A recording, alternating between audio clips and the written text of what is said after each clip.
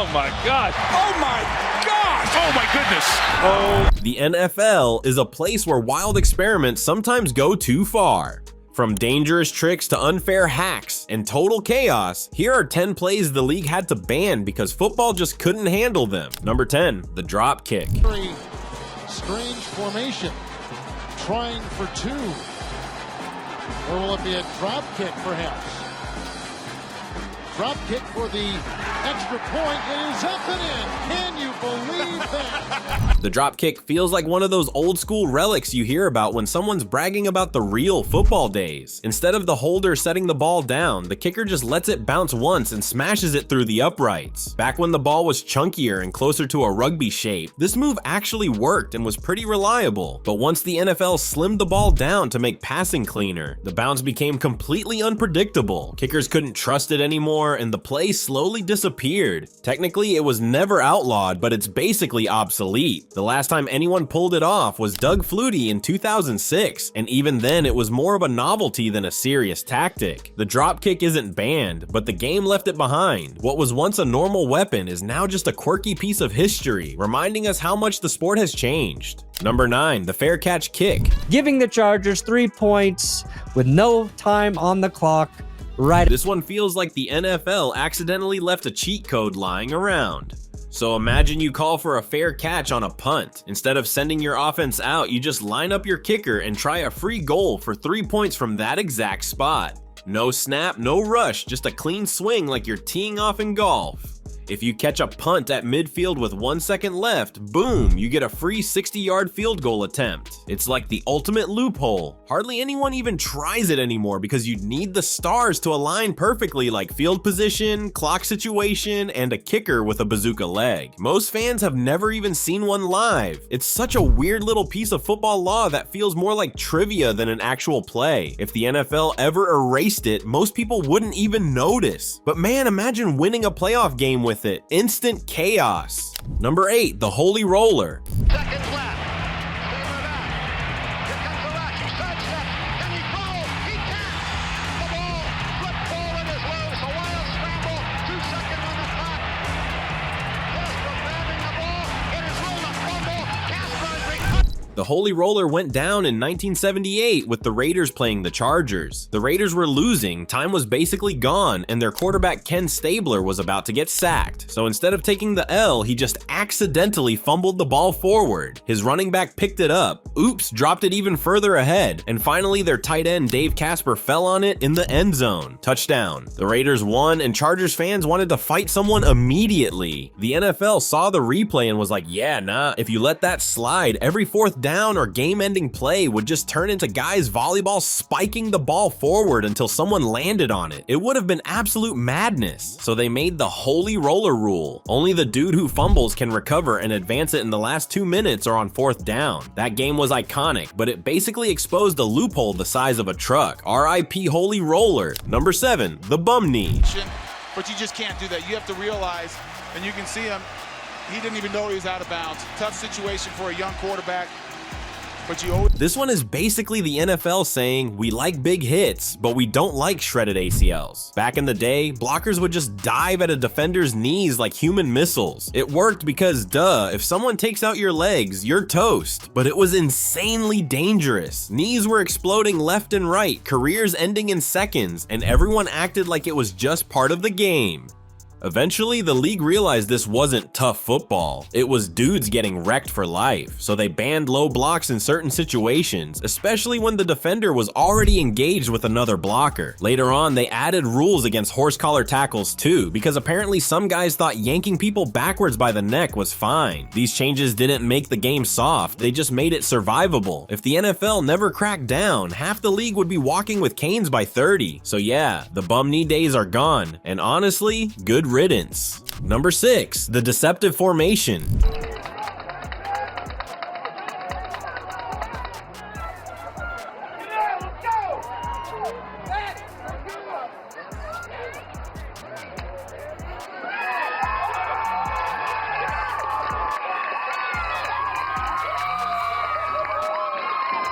This one is pure comedy. In the 1930s, some teams lined up in this weird formation where it looked like everyone was pretending to be the center. Imagine 5 guys crouched down ready to snap at once. The defense had no clue what was going on. Who's snapping the ball? Who's eligible? Where's the play even starting? It was basically organized chaos. The NFL watched all of that nonsense unfold and decided that trick plays were fine, but certain stunts had to go. They laid down the rule that 7 players had to be on the line of scrimmage, and only specific players were eligible to catch passes. In other words, no more lining up like it was some middle school prank. Funny thing is, trick formations never fully went away. Coaches still get sneaky with wildcat plays, tackle eligible stuff, or the swinging gate on extra points, but those are at least within the rules. The deceptive formation was too much. It turned football into a guessing game with no strategy, and the NFL had to shut it down fast. Number 5, the flying wedge.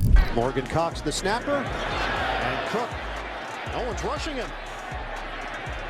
Flags come down. Nobody has even come close to Cook, who goes to the back of the end zone as time expires.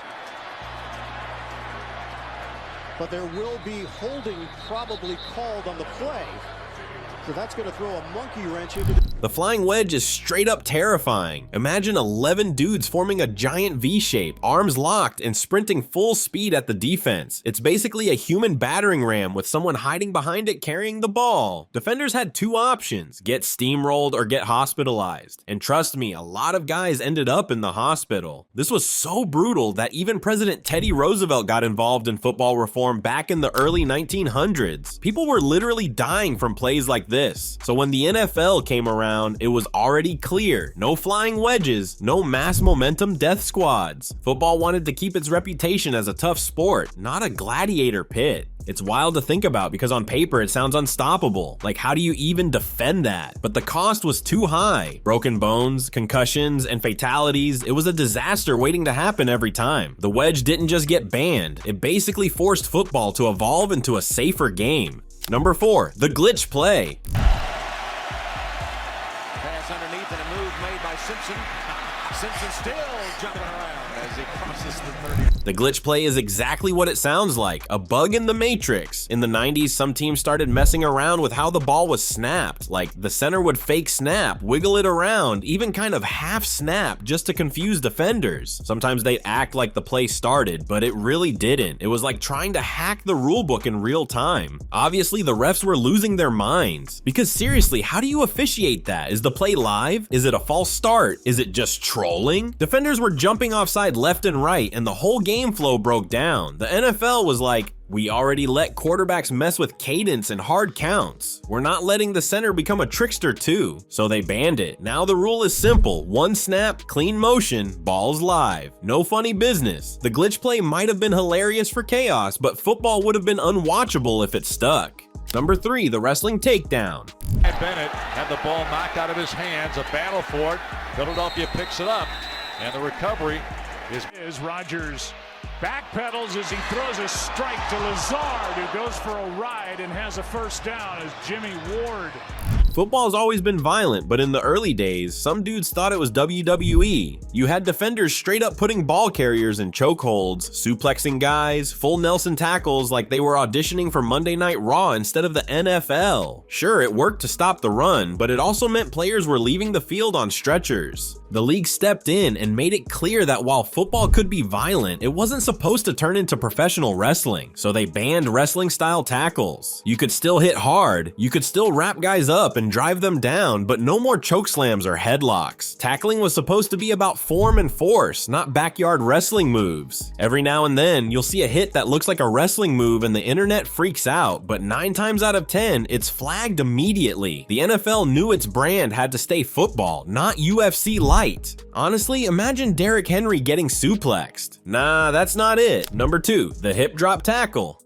No matter how hard it makes it on the defense. And it was a hip drop tackle by Logan Wilson on this play that put Mark Andrews out for 8. The hip drop tackle sounds harmless, but it is one of the nastiest moves in football. So a defender latches onto the ball carrier, swings his hips, and basically turns himself into dead weight, crashing down on the runner's legs. Usually from the side or behind, it looks messy and feels worse because the runner's legs get trapped, and that is how ankles snap and knees blow out. Studies say it is 20 times more dangerous than a regular tackle. tackle. That is why starting in 2024, the NFL said, nope, we are done with this. The rule is simple. If a defender wraps up, swivels his hips to unweight himself, and then lands on the runner's legs at or below the knees, it is a hip drop. 15 yards and an automatic first down. The move made headlines after Ravens tight end Mark Andrews broke his leg on one and fans compared it to the horse collar tackle. It is tough for refs to spot in real time, but the league would rather deal with tricky calls than let players' careers end on one ugly fall. Number 1, clothesline tackle. Play is often penalized, but it's mind-blowing that it isn't officially banned. The clothesline tackle was known early in the NFL as the night train necktie. The clothesline tackle might sound like something out of pro wrestling, and honestly, that is exactly what it looked like on a football field. It's basically a defender swinging his arm out across a runner's chest or even his neck and stopping him instantly like he just ran into a steel bar. Back in the old days, this was a signature move, most famously used by Dick Night Train Lane, who made the hit so legendary that it was nicknamed the Night Train Necktie. Of course, the problem was obvious. That kind of tackle was brutal and dangerous, leading to concussions, neck injuries, and all kinds of nasty trauma. This made clotheslines illegal without needing to name them directly. Today it is long gone from the game, another outlawed move in the NFL's push to protect players from the most reckless and dangerous hits. And that's all for today's video. Which of these gameplays absolutely blew your mind? Tell us in the comments, and be sure to subscribe to see more exciting NFL videos. Thank you for watching. Bye.